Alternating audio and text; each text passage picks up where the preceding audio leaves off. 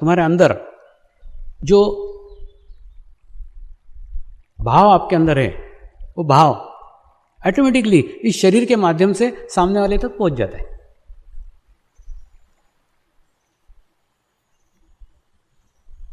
ये मूर्ति का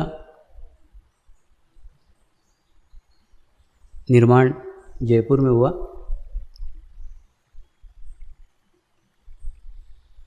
और उसका एक कारीगर मुस्लिम था जो इसके पॉलिश का काम कर रहा था, इसके फिनिशिंग का काम कर रहा था। वो एक दिन अजमेर आके शिविर अटेंड करके गया। तब से उसके मन में इच्छा थी कि स्वामी जी से एक बार मेरे को मिलने को मिले तो अच्छा है। उसकी इच्छा मेरे तक पहुंच गई और मैं उसको मिलने जा पहुंचा।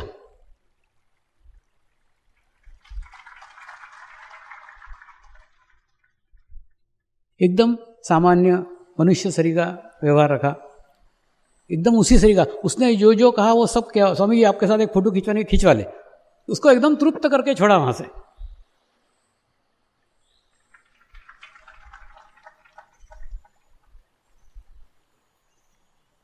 देखो अपने को ना ऊपर उठाने के लिए खूब सारे लोग मिल जाएंगे।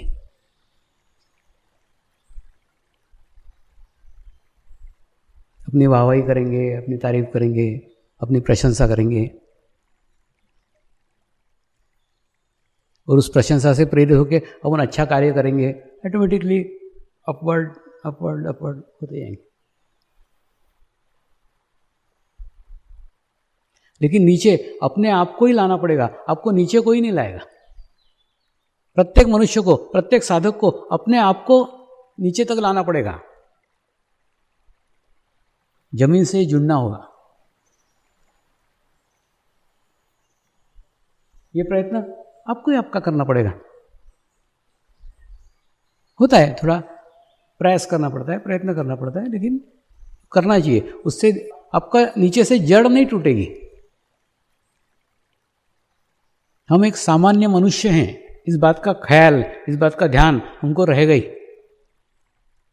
और एक मनुष्य समाज में से हम निकले हुए हैं, इसका भी ध्यान रहेगा। इसके लिए मैं कमल के फूल का उदाहरण लेते रहता हूं। कमल के फूल देखे होंगे आपने, कई जगह तालाबों में खिलते हैं, कई जगह खूब कीचड़ रहता है। उस कीचड़ में से ऊपर निकलता है कमल का फूल और ऊपर आके खिलता है। लेकिन कितना सुंदर रहता है, कितना अच्छा रहता है। और उस कमल के फूल के ऊपर एक भी कीचड़ का दाग नहीं रहता है। एक भी कीचड़ का दाग कमल के फूल पे नहीं होगा।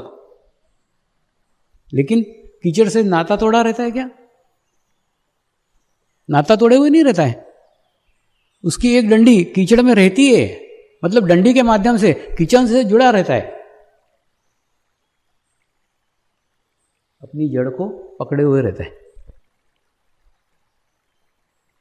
मनुष्यता अगर सीखने की है तो कमल से सीखो। कितनी भी आध्यात्मिक प्रगति हो जाए, कितनी भी आध्यात्मिक प्रोग्रेस हो जाए, यह मत भूलो कि तुम एक इंसान हो, तुम एक मनुष्य हो। ये जितना ध्यान रखोगे उतनी अच्छी प्रगति होती जाएगी, उतनी अच्छी प्रोग्रेस होती जाएगी। और ये अगर भूल गए, तुम्हारी जड़ कट गई, फिर कमल का फूल मुरझा जाएगा। आध्यात्मिक स्थिति आपको गुरु कृपा में प्राप्त हुई है।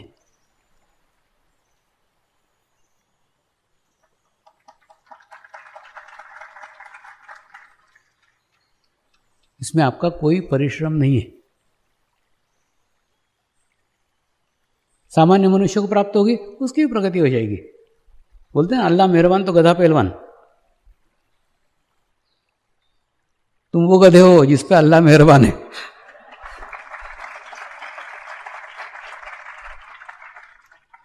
लेकिन सब गधे पे अल्लाह मेहरबान नहीं रहता।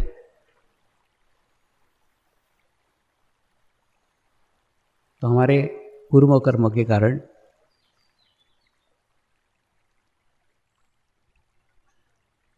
हमको एक अच्छी आध्यात्मिक स्थिति प्राप्त हुई है, लेकिन सारे मनुष्य, सारे इंसान इतने खुश नसीब नहीं होते।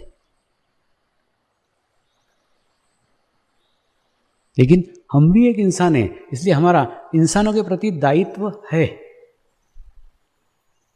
ऐसा होता है कि नहीं? हम मंदिर में जाके पहाड़ी पे चढ़ के प्रसाद लेके आते हैं।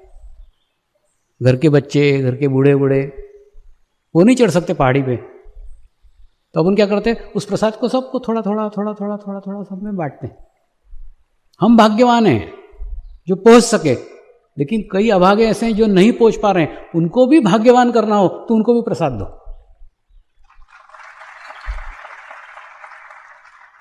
ये तो अवसर है, किसी को मिला किसी को नहीं मिला। ये तो आप में और उनमें कोई अंतर थोड़ी है। जो आप है वो है, जो वो है वो आप है।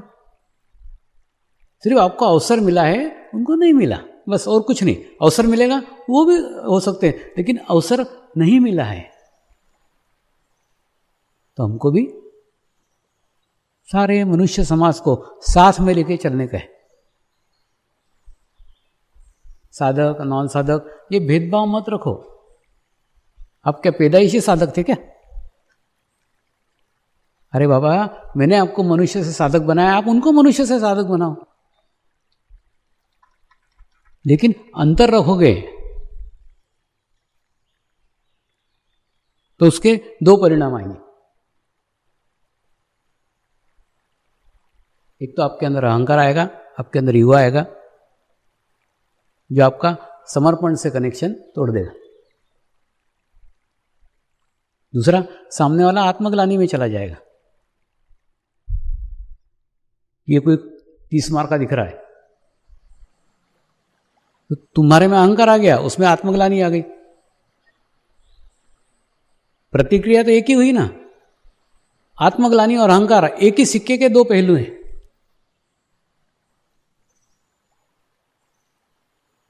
एक ही सिक्का है, उसके दो पहलू हैं। अहंकारी लोग देखो जब टूटते ना, आत्मग्लानि में चले जाते, वो बीच में रास्ता ही नहीं, कोई इधर स्विंग, इधर 3 फीट इधर 3 फीट इधर। साधकों में भी हो रहा है ये। जिनको थोड़ी अच्छी स्थिति प्राप्त हो जाती है, जिनको एक अच्छा वातावरण मिल पाता है, वो तुरंत अहंकार में चले जाते, ईगो में चले जाते। हम कोई विशिष्ट साधक हैं, हमारी बहुत अच्छी स्थिति है। अलग हो गए। अलग हो गए तो सामूहिकता से बाहर हो गए। तुमने जहां अपने आप को अलग किया, मेरी बहुत अच्छी स्थिति है, उनको चढ़ाने वाले तो और तुम्हारे आसपास 10 मिल जाएंगे। रहते ही है, उनसे सब बच के रहने का। जेब कटे हैं सब, अब तुम्हारी जेब काट जाएंगे, तुमको ही पता नहीं चलेगा। तो अगर ऐसे जाते हो तो भी एक साइड चले जाते हो।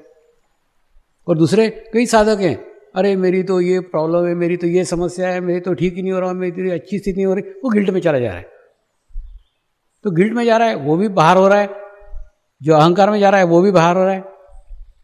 तुम ना, जितना मैं तुमको समर्पित हूं उतना तुम मेरे को नहीं हो। तुम तुरंत अपनी कुछ तो आइडेंटिटी कर ही लेते हो, या तो ईगो में चले जाओगे या आत्मग्लानि में चले जाओगे। मैं स्वामी जी का हूं, इसी में खत्म हो गया ना सब।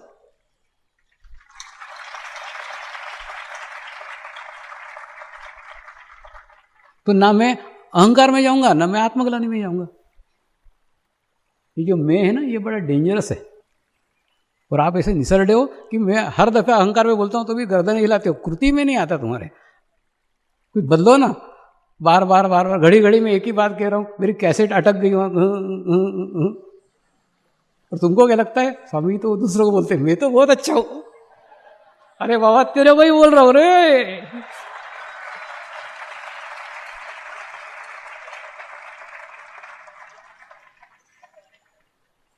ये अहंकार भी बड़ा मिसगाइड करता है। बोलते तेरे को थोड़ी बोल रहा है, तो दूसरों को बोल रहे हैं, वो तो एकदम दूध का धुला है।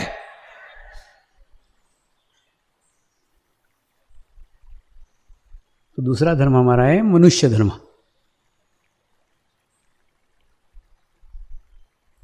मनुष्य धर्म का भी पालन करते हुए आध्यात्मिक मार्ग में प्रगति करने की है, प्रोग्रेस करने का है। तो पहला हुआ शरीर धर्म, दूसरा हुआ मनुष्य धर्म, और तीसरा है मातृधर्म। मातृधर्म मतलब आपका आपके माँ के प्रति भी कोई दायित्व है, कोई कर्तव्य है। उन कर्तव्यों को पूर्ण किए बिना, उन दायित्वों को पूर्ण किए बिना आध्यात्मिक प्रगति नहीं हो सकती, आध्यात्मिक प्रोग्रेस नहीं हो सकती, कुछ भी नहीं हो सकता। तुम्हारी माँ तुम्हारे पे कितनी खुश है, माँ तुम्हारे पे कितनी प्रसन्न है, उसके ऊपर आपकी स्थिति निर्भर करती है। जैसे बोलते हैं ना, 3 जगत का राजा भी हो, उसकी माँ नहीं है तो भिखारी हो।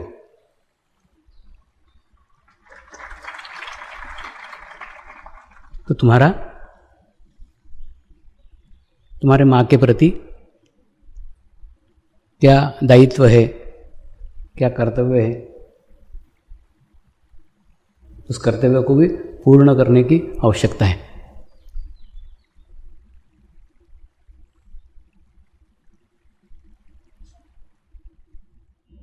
मैं स्त्री शक्ति करते रहता हूँ तो तुम लोगों के पेट में मरोड़े उठती रहती। मैं जानता हूँ, सब जानता हूँ। मैं तुमको भी तुम्हारे प्रूफ दे सकता हूँ। तुम स्त्री को प्रतिद्वंदिता के दृष्टि से देख रहे हो। जैसे रहता कि नहीं, एक पहलवान ने ऐसा किया, दूसरे पहलवान ने ऐसा किया। अरे कोई कुश्तियां थोड़ी लड़ने की हैं।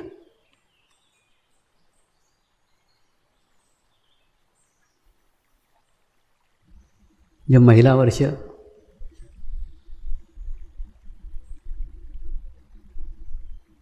घोषित किया गया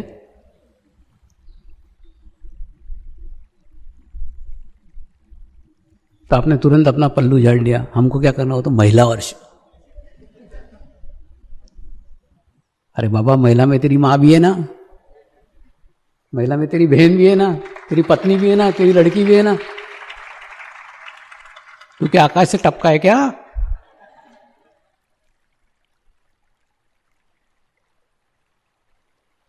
ऐसा तो कोई प्राणी नहीं दिख रहा मेरे को यहां।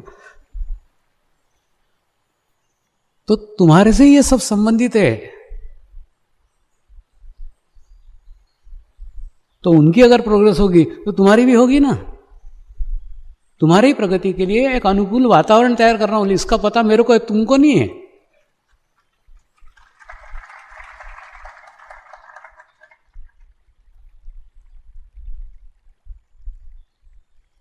यहां प्रतिद्वंदिता का सवाल नहीं है।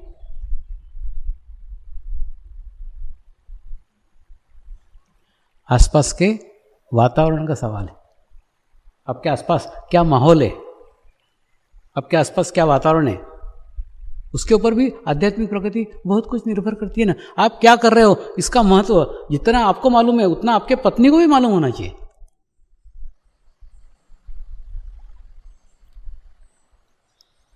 माँ क्या बोलती है, माँ क्या कहती है, उधर ध्यान ही मत दो।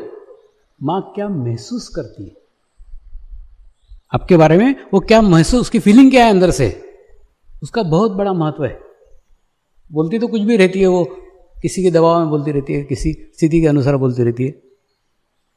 जैसे मैं इस जब मार्ग में आया ना तो सारी दुनिया मेरे विरोध में खड़ी हो गई थी, सारे अगेंस्ट, पिताजी अगेंस्ट, सब जने एकदम विरोध में। तो पिताजी इस विषय पे गालियां दे रहे हैं, उस विषय पे प्रशंसा करने की माँ की हिम्मत ही नहीं हो सकती। मतलब वो क्या बोलना चाहती है, क्या बोलना है, वो बोल ही नहीं सकती। उनके सामने वो कुछ बोल ही नहीं सकती। वो क्या चाहती है वो कुछ नहीं कह सकती। लेकिन उसके भीतर क्या महसूस किया, उसने अंदर से क्या महसूस किया, क्या महसूस कर रही थी, वो एक ही वाक्य में मुझे समझ में आ गया। पिताजी के सामने कुछ नहीं बोलती थी, उनके अगेंस्ट बिल्कुल बोलेगी नहीं। मेरे को उसने एक ही बात बताया था, दुनिया गई भाड़ में, तेरी पत्नी तेरे साथ में है ना, बस बाकी कुछ नहीं, वो एक ही काफी है तेरे लिए। तो लोग क्या सोचते हैं, लोग क्या बोलते हैं, उससे कुछ लेना देना नहीं। तुम्हारी फैमिली है, तुमको फेस करने का है। तो जब तेरी पत्नी इसमें तैयार है ना, ठीक है, बस बाकी क्या करना है। इसमें उसने सब कुछ उसकी रजामंदी बता दी। लेकिन पिताजी के अगेंस्ट, पिताजी के विरोध में वो नहीं बोल सकती। तो किसी भी कार्य पे निकलते हो, वो अच्छा कार्य क्यों ना हो, तुमको तुम्हारे माँ को विश्वास भी देना चाहिए कि क्या कर रहे हो, उसको बताओ ना, उसको इसके आइडिया दो, इसके बारे में जानकारी दो। वो इसमें आए जरूरी नहीं, सिर्फ उसको ये पता चलना चाहिए लड़का अच्छे मार्ग पे, अच्छे रास्ते पे चल रहा है, अच्छे मार्ग पे।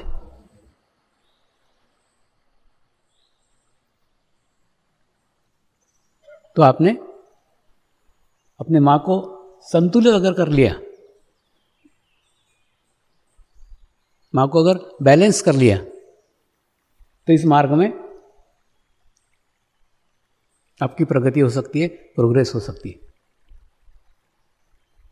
तो मातृधर्म भी आपका वो धर्म है जो आपको पूर्णत्व तक प्राप्ति के लिए निभाना होगा। जिस प्रकार मातृधर्म है उसी प्रकार से पितृधर्म, माँ और बाप बोलते कि नहीं, जैसे बोलते वैसा है। माँ जन्म देती है, बाप उसका पालन करता है, हमारा पालन करने वाला हमारा बाप है। उसके प्रति भी आपका धर्म है, आपका कर्तव्य है। बाप को आप सीढ़ी समझ लो ना, माने आप जिस सीढ़ी पे चढ़ करके मंजिल तक पहुंचे हो, इसके बीच से आपका वृक्ष का निर्माण हुआ है।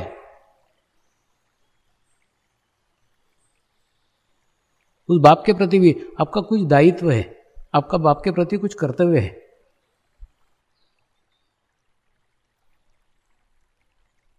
पिता का आपसे क्या व्यवहार है, पिता आपसे क्या बोल रहा है, पिता हाँ मैं ना, उससे कुछ मतलब नहीं। आपका व्यवहार उसके प्रति अच्छा ही होना चाहिए। पिता पे से याद आया, मेरे पिताजी ने इस मार्ग पे आने पे बहुत विरोध किया, गालियां दी, सब कुछ किया, लेकिन इस मार्ग में आगे बढ़ने के बाद दूसरा उनका कुछ नुकसान नहीं किया था मैंने। मतलब जो भी गालियां देते थे ना, वो सिर्फ ओट से देते थे, पेट से नहीं देते थे, अंदर से कुछ नहीं था। और जब अलग अलग देशों की यात्रा की,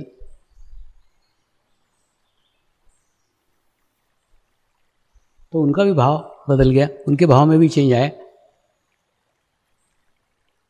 वो बोले तेरे अंदर कुछ तो भी है जो मैं नहीं समझ पा रहा हूँ। इतने सारे देशों में मूर्ख थोड़ी है तेरे को बुलाते। धीरे धीरे बदलाव आया, धीरे धीरे चेंज आया। पितृ ऋण के अंदर सिर्फ पिता ही नहीं है, पितृ ऋण का बहुत व्यापक अर्थ है।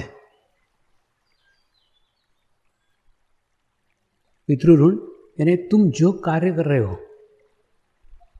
उस कार्य में जो मदद कर रहे हैं, जो हेल्प कर रहे हैं, वो भी पितृ ऋण के अंतर्गत ही आते हैं। तुमने कई बार देखा होगा,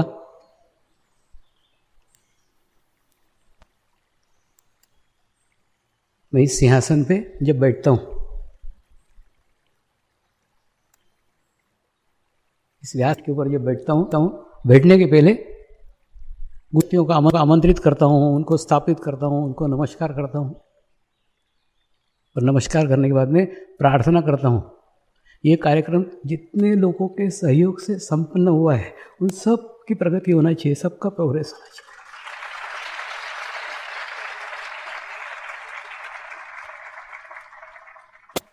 प्रत्येक स्थान पे, प्रत्येक जगह अलग अलग कार्यकर्ता रहते हैं, अलग अलग वॉलंटियर्स रहते हैं, अलग अलग समितियाँ रहती है, अलग अलग कमेटियाँ रहती, दुनिया भर के लोग रहते हैं, जिनके सहयोग से मैं आज इस सिंहासन पे बैठ पा रहा हूँ और बैठने जा रहा हूँ। आज भी किया था इतना बड़ा कार्यक्रम, जिनके सहयोग से संपन्न हुआ, जिनके परिश्रम से संपन्न हुआ, सबकी आध्यात्मिक प्रगति के लिए, आध्यात्मिक प्रोग्रेस के लिए गुरुओं से प्रार्थना की, फिर जाके स्थानापन्न हुआ।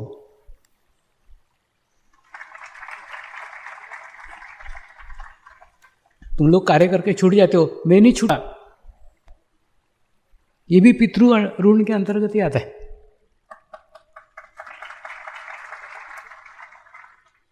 तो पितृ ऋण का बहुत बहुत ही व्यापक, बहुत बड़ा अर्थ है। कई बार जवान साधकों को, जवान साधिकाओं को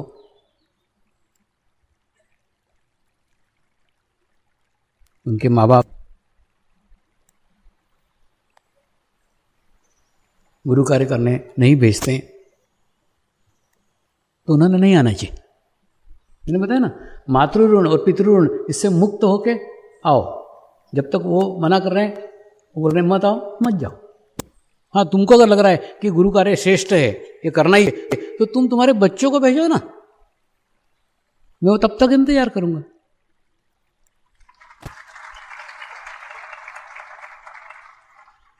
लेकिन अपने माँ को तकलीफ देके, पिता को तकलीफ देके इस मार्ग में मत आओ, इस रास्ते में मत आओ।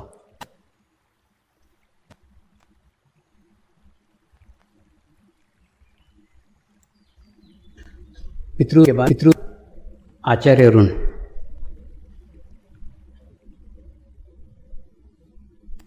आचार्य ऋण से आशय